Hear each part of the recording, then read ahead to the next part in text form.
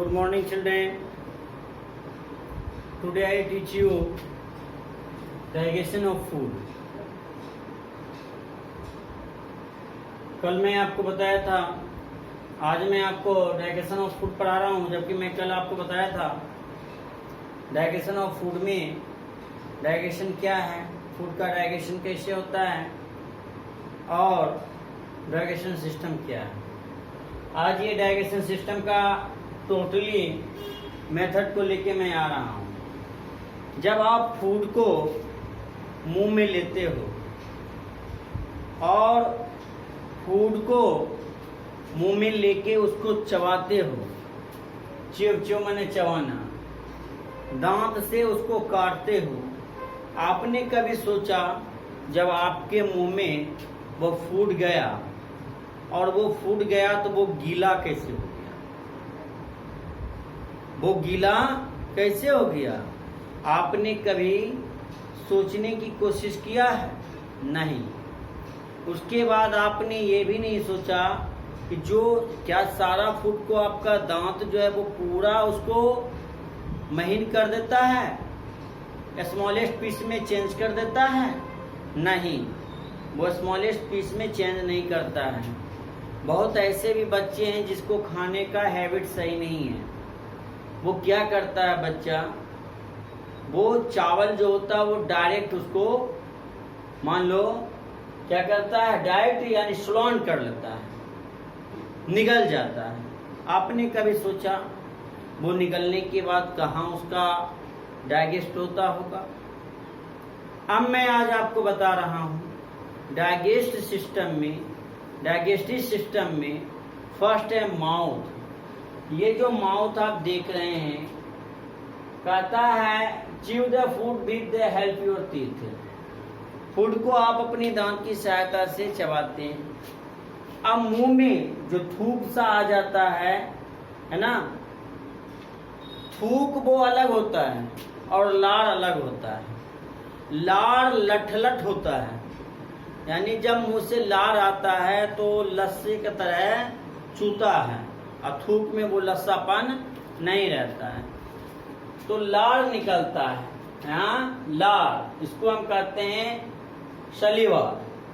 तो लार निकलता है। वो लार क्या करता है, वो लार फूड को पूरा गोल मटोल कर लेता है, सिमट देता है, गोला बना देता है और उसके बाद वो फूड को वहीं से डाइजेस्ट करने का काम करता है।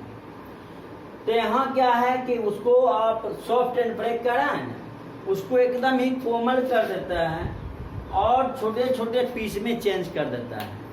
वहां से जो लार निकलता है सलीवा, तो सलीवा जो निकलता है वो क्या करता है, वो फूड को एकदम ही सॉफ्ट कर देता है जिससे गोल हो जाता है और वहीं से डाइजेस्ट सिस्टम शुरू होता है। वहां से फिर वो कहाँ था, फूड पाइप में आता है और फूड पाइप में भी उसका वही होता है, गोल का मथना होता है जिसको हम कहते हैं एक्सपेंशन एंड कंट्रैक्शन, वहाँ होता है।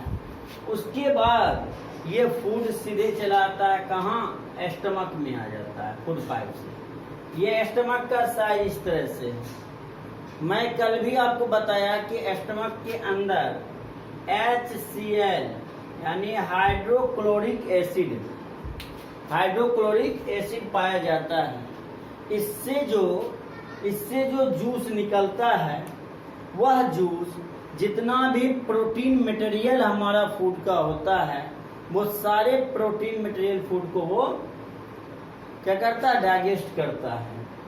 मैं आपको बताना चाहता हूँ कि यहाँ ये पूरा जो हमारा स्टमक है ये बिल्कुल ही होलो है, यानी खोखला है। ये स्टमक एकदम ही पूरा खोखला है और इसमें आपको HCl जैसे मटेरियल निकलता है, लिक्विड निकलता है। और ये लिक्विड क्या करता है, ये लिक्विड जो है प्रोटीन मटेरियल को डाइजेस्ट करने का काम करता है। तो हमारे फूड पाइप से मटेरियल इसके अंदर आया, जब इसके अंदर मटेरियल आया यहाँ पर क्या हुआ, मटेरियल को और मत्था गया, जिसको हम कहते हैं चूर्ण, है ना, मत्था गया, पूरा मथने का काम होता है। उसके बाद यहाँ से जो ये केमिकल निकलता है, ये केमिकल प्रोटीन जैसे मटेरियल को यहीं पचाने का काम करता है। ठीक है, अगर आप फास्टिंग में रहते हैं तो भी तो ये जूस निकलते रहेगा, हाइड्रोक्लोरिक एसिड, ये निकलते जूस करते हैं, हाइड्रोक्लोरिक एसिड निकलते रहेगा लिक्विड, और ये लिक्विड क्या करता है, अगर यहाँ पर फूड नहीं मिला तो ये फूड नहीं मिला तो किसके साथ केमिकल मान लीजिए रिएक्शन होगा, तो ये लास्ट में क्या होता है, ये यहाँ पर जो स्टमक का वाल है उसके ऊपर इफेक्ट करता है। जब ये स्टमक के वाल पर इफेक्ट करता है तो स्टमक का वाल क्या होता है, घाव की तरह बन जाता है। इसीलिए हम लोग कहते हैं कि पेट दर्द कर रहा है, और जब पेट दर्द करने की बात होती है, जब ये घाव की तरह हो जाता है तो वहीं से गैस बनना शुरू होता है। उसके बाद हम लोग कल इसके बारे में भी पढ़ा दिए थे। आज जो हमारा टॉपिक है, अब हम आते हैं 3 नंबर पर है, 5 नंबर पर है, 5 नंबर पर है आपका स्मॉल इंटेस्टाइन। 5 नंबर पर आप जान लीजिए, जब यहाँ से फूड आपका सीधा कहाँ गया है, इसके बाद तो मान लीजिए पैनक्रीज में जाता है, वहां भी कार्बोहाइड्रेट का डाइजेस्ट होता है। यहाँ से मान लीजिए कार्बोहाइड्रेट का डाइजेस्ट होता है, वहां ग्लूकोज बनता है। यहाँ से लीवर में भी है, लीवर से भी फैटी अम्ल होता है, फैटी जितना भी होता है वसा वाला चीज, या ऑयली जितना भी होता है तेल वाला, वो सब का यहाँ भी मान लीजिए क्या कहते हैं, डाइजेस्ट होता है, यहाँ ग्लिसरॉल बनता है। और यहाँ से यानी स्टमक का पेप्टिन, ग्लूकोज, ग्लिसरॉल, ये तीनों चीज, पेप्टिन,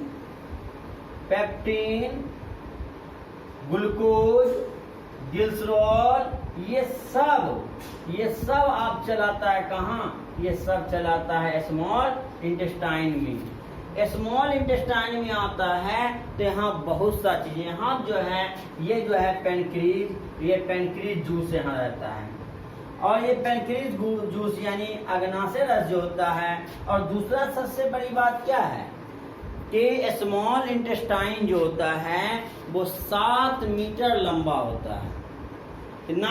7 मीटर। ये देख लीजिए, यहाँ हम लिख चुके हैं स्मॉल इंटेस्टाइन जो है वो कितना है, 7 मीटर लॉन्ग है, और वो कुंडली के द्रोण में मुड़ा हुआ रहता है। देखिए है ना, यहाँ एक दूसरे से मुड़ा हुआ, ये मुड़ा हुआ रहता है। इसके अंदर पीत भी होता है।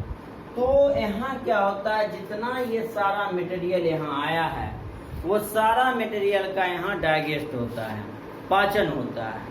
अब जितना मटेरियल यहाँ पच गया है, पचने के बाद सीधे ये कहाँ जाता है मालूम है, ये सीधे जाता है ब्लड वेसल्स में। कल भी मैं आपको बताया, ब्लड वेसल्स में जाता है, यानी रुधिर में, ब्लड में इसका डाइजेस्ट रस चला जाता है, पाचक रस चला जाता है। और डाइजेस्ट रस जब चला जाता है तो वहाँ वो ब्लड से हमारे सेल में पहुंच जाता है, सेल माने कोशिका, हमारे सेल में पहुंच जाता है, और तब जाके हमारे बॉडी को बेनिफिट मिलता है।